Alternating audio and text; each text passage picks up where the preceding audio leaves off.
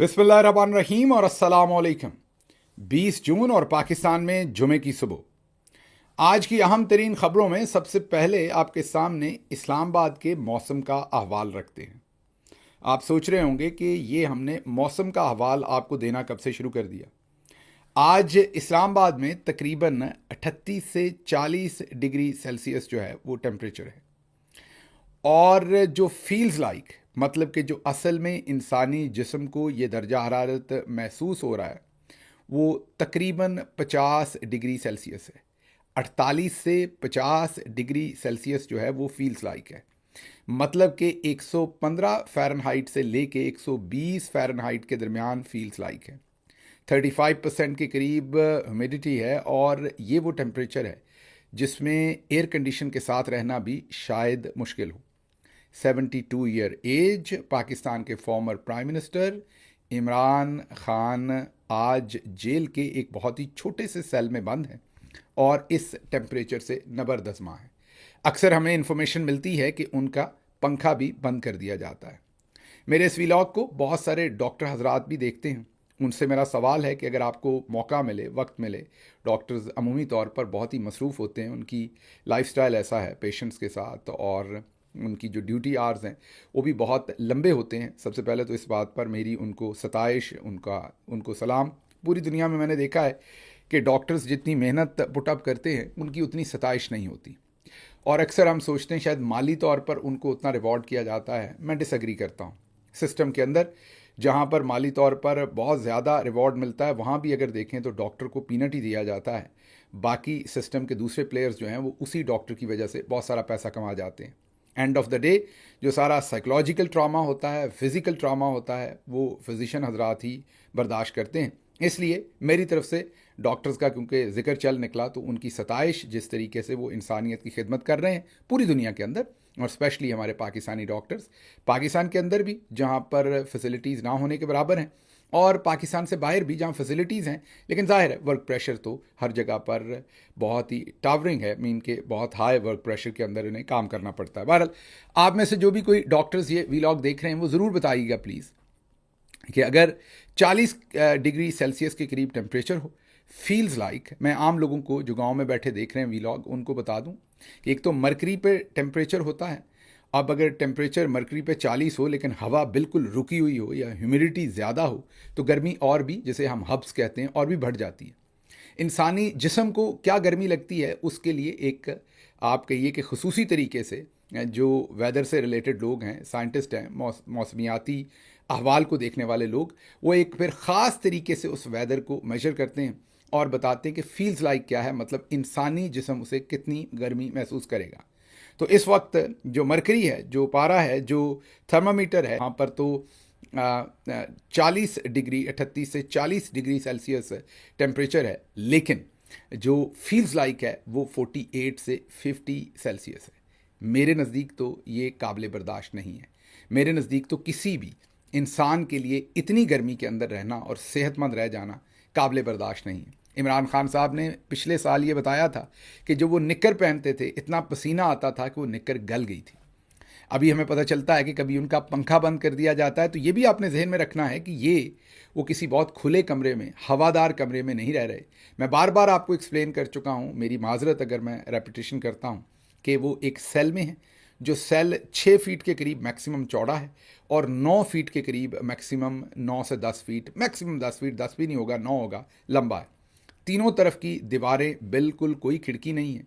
एक दीवार जो पिछली है उसके ऊपर एक छोटा सा एग्जॉस्ट फैन है, इतना सारा, वो शायद मेरे ख्याल में 10 इंच का होगा और या 12 इंच का होगा ज़्यादा से ज़्यादा। वो एक छोटा सा एग्जॉस्ट है, वो भी बहुत ऊपर लगा है, आप उसमें से बाहर नहीं देख सकते।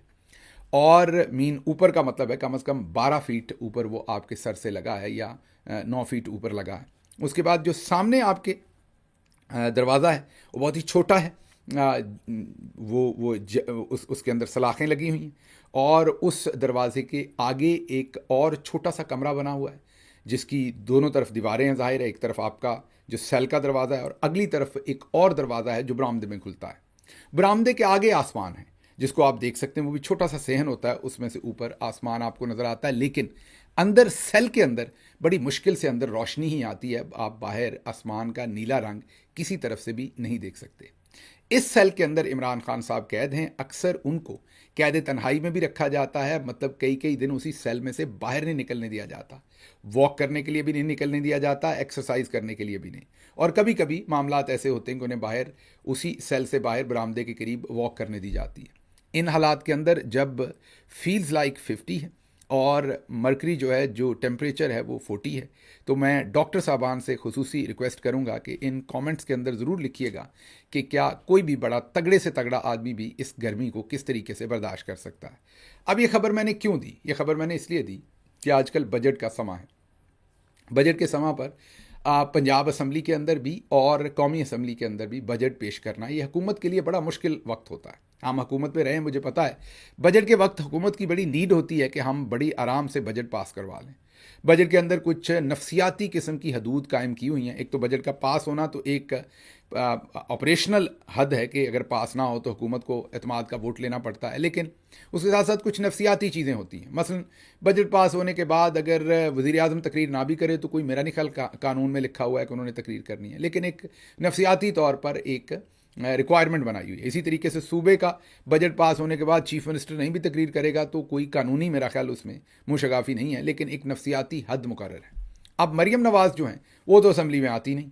वो पिछले साल हुकूमत जब उन्होंने बनाई वो आई होंगी, फिर बजट पास करवाया होगा तो वो आई होंगी, और उसके बाद वो अब आई होंगी, ना उन्होंने दोबारा आना है।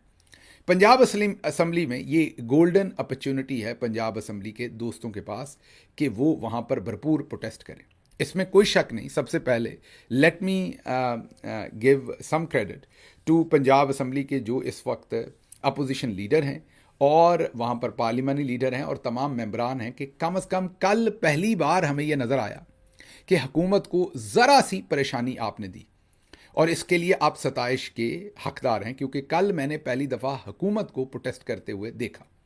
कल पहली दफ़ा हुकूमत ने माइक तोड़े आपके ताकि आप तकरीर ना करें और प्रोटेस्ट किया। लगता है कि हुकूमत हीट फील कर रही है।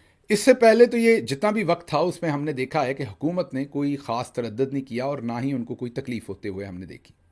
पिछली दफ़ा जब मरियम साहबा ने इलेक्शन जीतने के बाद फॉर्म 47 पर वो वज़ीर आला बनी, उन्होंने तकरीर करनी थी, तो स्पीकर पंजाब असम्बली ने हमारे मेंबरान को चारों शाने चित किया, उनके साथ ऐसी डील ब्रेक की कि वो बेचारे एहतजाज 2 मिनट उन्होंने अंदर किया और स्पीकर ने कहा आप कर लें, इतनी देर आप कर लें।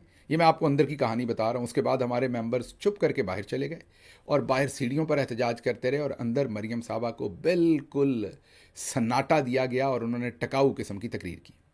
अभी मरियम साहबा फिर वही करना चाहेंगी। स्पीकर जो पंजाब असम्बली हैं वो बड़े घाग सियासतदान हैं, बड़े ही वो मैं ये कहूँगा कि बहुत ही ज़्यादा टैलेंटेड हैं इस जोड़ तोड़ में, और उन्हें बहुत पता है कि मामलात कैसे चलाने हैं। हमारे मेंबरान ज़्यादातर नए नवेले हैं और उनको उतना एक्सपीरियंस नहीं है। जो एक्सपीरियंस लोग हैं उनकी जिम्मेदारी बनती है कि इस बार मरियम नवाज़ उस आराम से तसल्ली से तकरीर ना कर सकें। अब आपका leader feels like 50 degree Celsius के अंदर एक सेल के अंदर है। ये नॉर्मल हालात नहीं है। नॉर्मल हालात के अंदर अगर आप थोड़ा बहुत शोर डालें, थोड़ा बहुत वो डालें, फिर वो तकरीर करके घर चले जाएं तो सब अच्छा है। ये नॉर्मल हालात नहीं है। अब नॉर्मल सिचुएशन है, एक्स्ट्रा ऑर्डनरी सिचुएशन है, इसमें आपको भी एक्स्ट्रा ऑर्डनरी रिस्पॉन्स देना चाहिए। पहली दफ़ा हम देख रहे हैं कि पंजाब असम्बली के अंदर हुकूमत को थोड़ा सा कुछ हीट महसूस हुई है।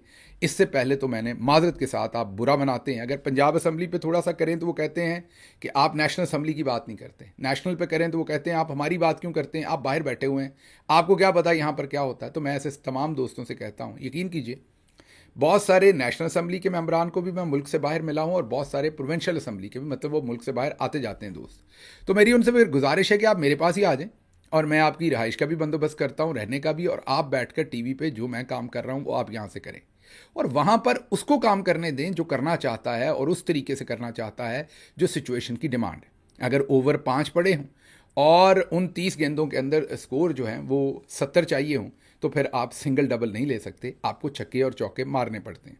या तो छक्के और चौके मारिए या फिर मेरे पास आ जाइए, यहाँ पर टेम्परेचर भी कम है, हालात बेहतर हैं मौसम के एतबार से, मेरे पास ही रहिए और यहाँ से जो छक्के चौके आप इधर से इस तरह से मार सकते हैं फील्ड मार्शल साहब के लिए वो मारिए और वहाँ किसी और को काम करने दीजिए। मेरी आज एक बड़े मुतबर शख्सियत के साथ पंजाब असम्बली के जो हैं उनसे बात हो रही थी। उन्होंने कहा जी कि आपको पता नहीं, बहुत ही ज़्यादा एहतजाज होता है, लेकिन क्योंकि पंजाब असम्बली को कवरेज नहीं मिलती इसलिए आपको पता नहीं चलता। तो मेरी थोड़ी हंसी निकल गई उनकी जो अंडरस्टैंडिंग है मीडिया के बारे में उस पर। तो मैंने उन्हें ये बताया कि शहबाज शरीफ जो हैं वो तो अपनी अफादियत खो गए हैं, वो अर्दली बन चुके हैं। पाकिस्तान के अंदर इस वक्त मीडिया की कवरेज दो ही लोगों को मिल रही है। सबसे पहले तो इमरान खान साहब को, वो जेल के अंदर है, जाहिर है वो तो किसी असम्बली के अंदर नहीं है, जेल के अंदर है, उनको मिल रही। मैं सियासत में कह रहा हूँ। बाहर अगर किसी को मीडिया कवरेज मिल रही है या मिलेगी, वो डिपेंड करता है आप हालात कैसे पैदा करते हैं। वो मरीम नवाज़ को मिलेगी, जहां वो जाएंगी मीडिया फॉलो करेगा, क्योंकि नून लीग की जो कलगी की सियासतदान है वो इस वक्त मरीम नवाज़ हैं। शहबाज शरीफ को तो उन्होंने कट पीस, टोटा नहीं होता छोटा कपड़ा, वो बना दिया उन्होंने। इसलिए अगर आपकी अंडरस्टैंडिंग ये है कि आपको कवरेज नहीं मिलती, तो मैं ये कहूँगा कि आपको कवरेज इसलिए नहीं मिलती कि अभी तक आपने उस स्पीड से, शोएब अख्तर की स्पीड से आपने बॉलिंग नहीं करवाई। जैसे ही कान के करीब से साएं साएं करती हुई बॉल जाएगी, आपको कवरेज मिलेगी। मरीम नवाज़ जैसे ही उस असम्बली में आएंगे और आप अगर परफॉर्म करेंगे और एहतजाज करेंगे तो कवरेज आपको मिलेगी। अब आपने करना क्या है? क्या मैं कहता हूँ कि आप कुर्सियाँ चलाएं, वहाँ पर थप्पड़ चलाएं, मुक्के चलाएं? नहीं, बिल्कुल नहीं। जब मौसर एहतजाज होता है तो कौमी असम्बली हो या प्रोविंशियल असम्बली हो, उसके इजलास रुकते हैं। जो लीडर ऑफ हाउस होता है, मीन चीफ मिनिस्टर या प्राइम मिनिस्टर, वो उठ के अपने रिटायरिंग रूम में जाते हैं, स्पीकर छोड़ के चला जाता है हॉल को। फिर नेगोशिएशन शुरू होती हैं, फिर असम्बली का इजलास शुरू होता है, जैसे वो रेसलिंग में टन टन होती है। फिर एहतजाज शुरू हो जाता है, फिर कापियाँ फटती हैं, फिर धमाल पड़ती है।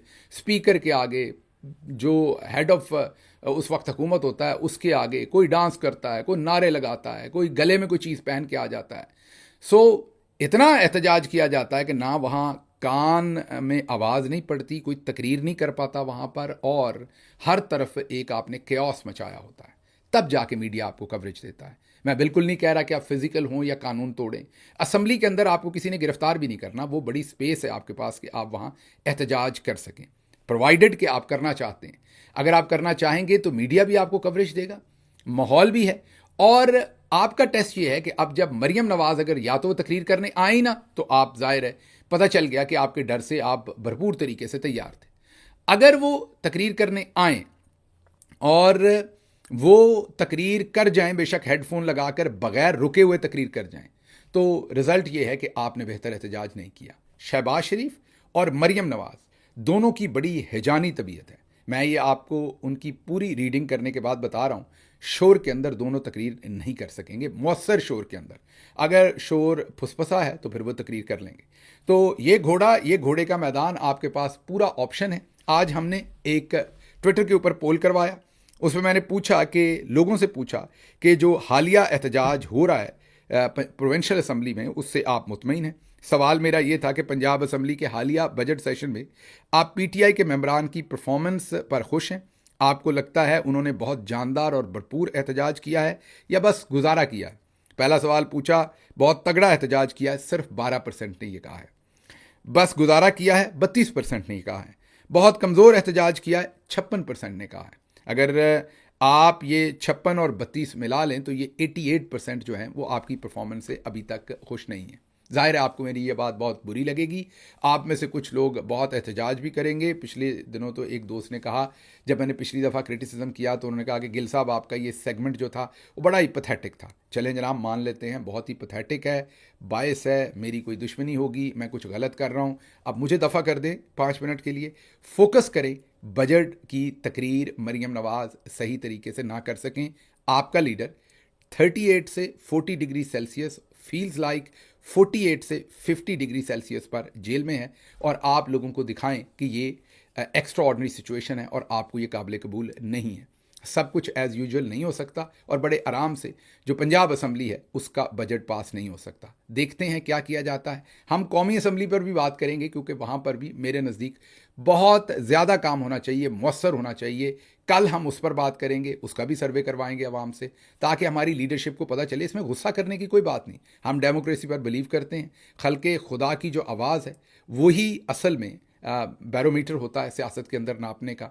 और इमरान खान का जो वर्कर है, उनके पास पूरा हक है कोई इस चीज़ का आपको राय दें कि वो आपकी परफॉर्मेंस पर क्या सोच रखते हैं। इसलिए बजाय इसके कि आप मैसेंजर को किल करें, आपको लगे कि मैं आप पर तनकीद कर रहा हूं या करवा रहा हूं, आप एहतजाज पर फोकस करें। और अगर आप मौसर एहतजाज करेंगे तो हम सब मिलकर आपकी सताइश करेंगे। मेरा आपसे वादा है, मैं भी आपकी सताइश करूंगा।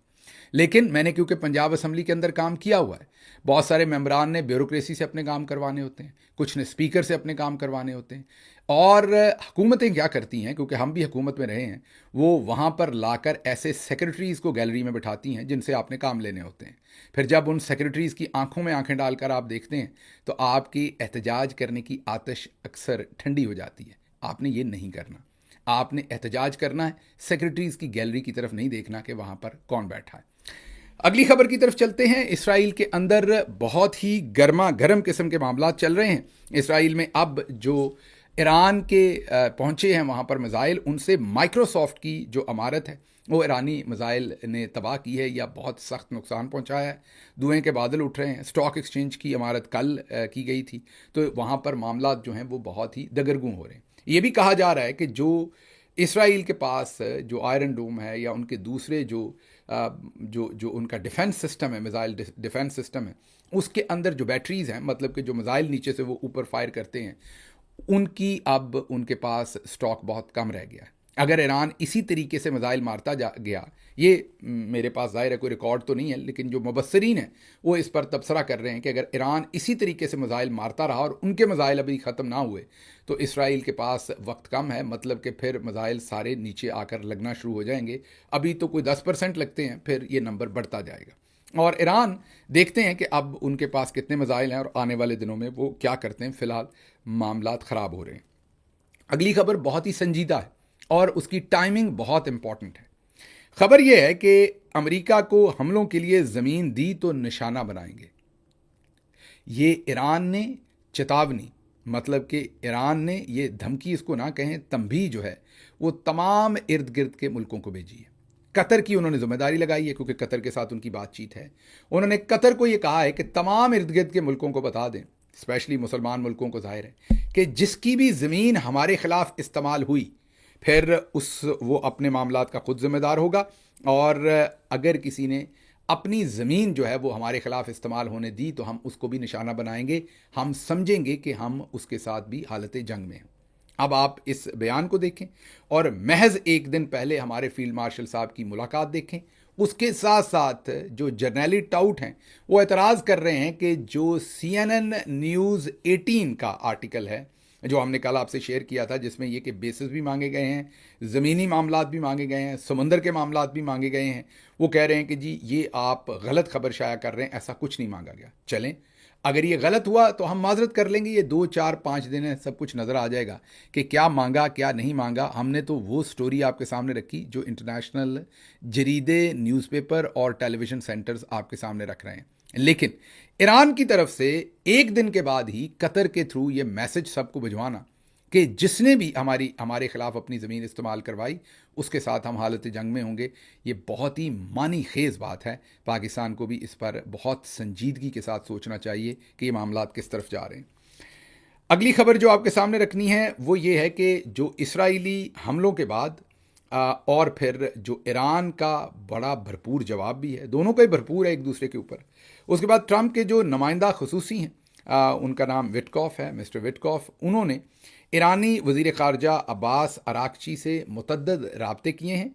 विटकॉफ ने मुज़ाकरात और सफारती हल की पेशकश की है। ईरानी वज़ीर ख़ारजा जो मिस्टर अराक्ची हैं, उन्होंने आगे से इनकार कर दिया है। उन्होंने कहा हमने आपसे डायरेक्ट मुज़ाकरात नहीं करने, आपने पहले ही इसराइल के साथ मिलकर हम पर ये सब कुछ करवाया है जब हम आपके साथ ऑलरेडी नेगोशिएशन में थे।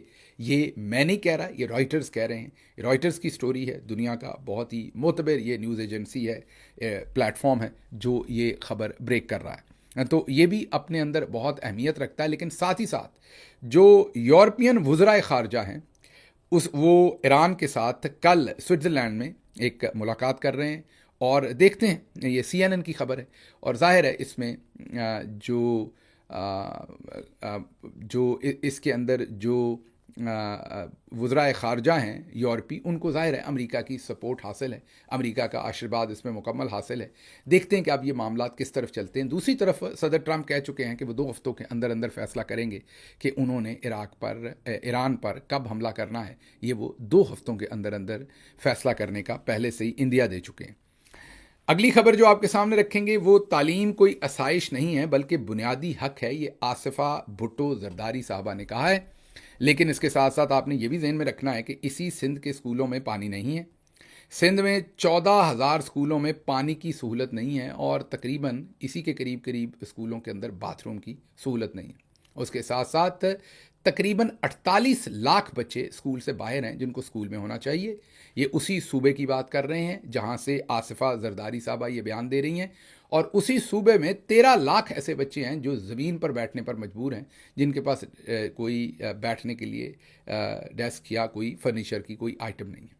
तो 60 लाख बच्चे जो हैं वो, और उसके साथ पानी की सहूलत, उसके साथ बाथरूम की, ये हालात है। जिस सूबे के अंदर 48 लाख बच्चे स्कूल से बाहर हैं, वहाँ की जो प्रिंसेस हैं वो ये कह रही हैं कि तालीम कोई आसाइश नहीं है बल्कि बुनियादी हक है, और इनकी नस्ल दर नस्ल हुकूमत जो है वो सिंध में चली आ रही है, और अब आके इन्हें याद आया है कि वहाँ पर मामलात जो हैं वो हैं क्या। आखिर पर एक खबर आपके सामने रखते हैं कि एक तारड़ साहब जो पाकिस्तान कभी आए थे और उन्होंने एक जालसाजी की थी। जालसाजी मतलब उन्होंने की थी या पाकिस्तानी टेलीविजन ने की थी कि उन्हें सदर ट्रंप की काबीना का मेंबर बताया गया था, मुशीर बताया गया था।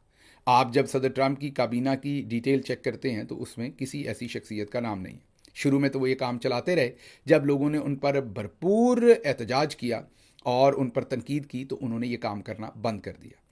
अब जहां भी फील्ड मार्शल साहब जाते हैं वो इनको होस्ट करते हैं। ओवरसीज़ कॉन्फ्रेंस हुई तो फील्ड मार्शल साहब सामने बैठ के उनकी तकरीर सुनते रहे। अभी जब फील्ड मार्शल साहब अमेरिका गए तो वहां पर भी तारड़ साहब ने दोबारा से तकरीर की। अब तारड़ साहब के ऐसे ऐसे टुकड़े बाहर आ रहे हैं कि लोग भी परेशान हैं और तारड़ साहब भी परेशान हैं। तारड़ साहब का मसला ये है कि तारड़ साहब को एक्सपोजर और इम्पोर्टेंस चाहिए, वो जहाँ से भी मिल जाए। तारड़ साहब इंडियन चैनल्स पर जाते रहे और इंडियन चैनल्स पर जाकर गौरव वारिया के साथ बैठकर पाकिस्तान को, पाकिस्तान की फ़ौज को गद्दार कहते रहे, करप्ट कहते रहे, टेररिस्ट पालने वाली फ़ौज कहते रहे, हर तरह की तनकीद करते रहे। यहाँ तक कि पाकिस्तान को भी उन्होंने नहीं छोड़ा और यहाँ तक कि इस्लाम को भी उन्होंने नहीं छोड़ा। अमेरिका के अंदर उन्होंने इसराइल को ख़त लिख दिया कि हम तमाम लोग जो हैं वो आपके साथ हैं। इसी के साथ साथ उन्होंने हर उस जगह जहां से उन्हें कोई एक्सपोजर या फ़ायदा मिल सकता था, मीन जो ताकत में हो। यहाँ तक आप ये भी देखिए कि जब इमरान खान गवर्नमेंट में थे तो इमरान खान को बहुत अजीम लीडर ये कहते थे। मतलब जहां ताकत होगी, जिथे वेखा तवा परात उथे नचा सारी रात, ये एक पंजाबी का मुहावरा है। तो तारड़ साहब का मसला ये है कि जहां पर ताकत है, जहां से कुछ मिल सकता है, वो वहां पर नाचते हैं। अब आप ये गौर कीजिए कि जो हमारे मोहतरम फील्ड मार्शल साहब हैं उनको इस तरीके के मुशीर दस्तयाब हैं। ये ज़रा एक टुकड़ा सुनिएगा, ये पाकिस्तान के बारे में, इस्लाम के बारे में, पाकिस्तानी फ़ौज के बारे में क्या कहते हैं, और फिर अपनी राय बनाइएगा कि इनके साथ बैठ के फील्ड मार्शल साहब को किस तरह की काउंसलिंग मिलती होगी। हमारा चैलेंज तो ये है, हमें पता ही नहीं। एक तो सबसे पहले इस्लाम एक foreign religion for the sub country. किसी ने पूछा आपसे, ऐसे दोस्त ने, कि यार लोग पाकिस्तान को किस तरह देखते हैं। मैंने कहा एक फकीर दरवाजे पे रोज आ जाए पैसे मांगने के लिए, आप उसको किस नजर से देखें? कहना ये रोज मंगण आ जाता है यार, और देव यार 5 रुपए तो जान छुड़ाओ। This is exactly what the people think about Pakistan. मुझे यहाँ से इजाज़त दीजिए। अल्लाह आपका हामी और नासिर हो। पाकिस्तान जिंदाबाद।